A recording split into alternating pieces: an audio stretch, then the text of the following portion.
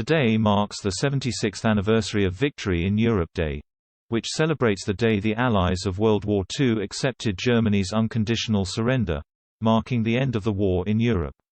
VE Day is traditionally marked by the royal family with various events and celebrated by the public with street parties and flags. However, as this year is not a major landmark, and due to ongoing coronavirus restrictions, there are no large-scale events planned. Instead, people are focusing on the local election results, which are still flooding in.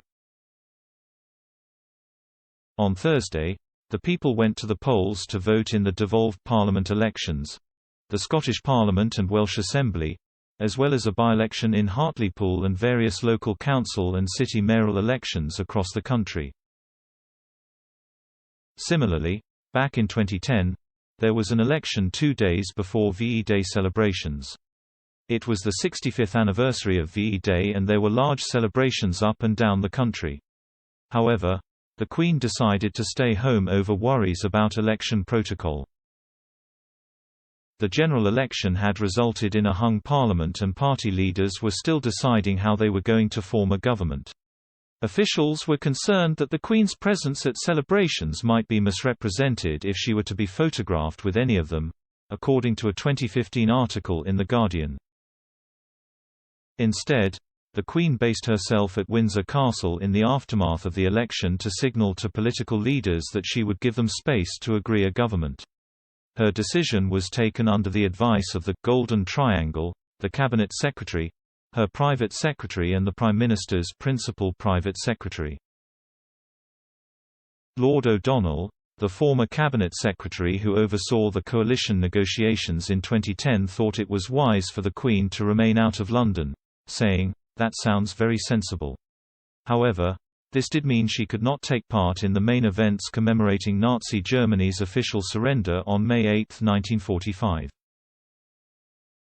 Conservative Party leader David Cameron, Labour leader Gordon Brown and Liberal Democrat leader Nick Clegg all attended the service marking the 65th anniversary of VE Day in dark suits and looking uncomfortable.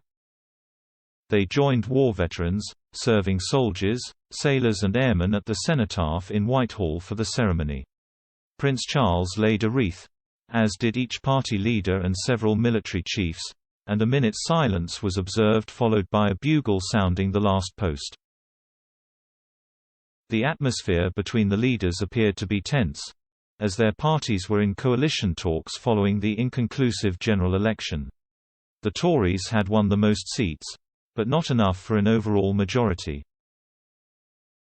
The Liberal Democrats appeared to be the kingmakers, choosing who to form a coalition with. In the end, Mr. Clegg's party made an alliance with the Conservatives and the Queen asked Mr. Cameron to form a government on May 11. Until then, she remained at Windsor Castle to remain one step removed from the proceedings. The decision meant that the Queen, who appeared alongside her father King George VI, the Queen Mother and Winston Churchill on the balcony of Buckingham Palace on VE Day in 1945, unfortunately missed the principal 65th anniversary events. In 2015, many thought the general election would be a hung parliament again and preparations were made for the Queen to be in Windsor Castle again, but instead the Conservatives won a majority. Today, results are still pouring in from up and down the country. The Conservatives have officially won the Hartlepool by-election, while Labour's Sadiq Khan has only a small lead in the London mayor elections, with the other half of results being counted today. Meanwhile, the SNP's chances of a majority in the Scottish Parliament are still on a knife edge.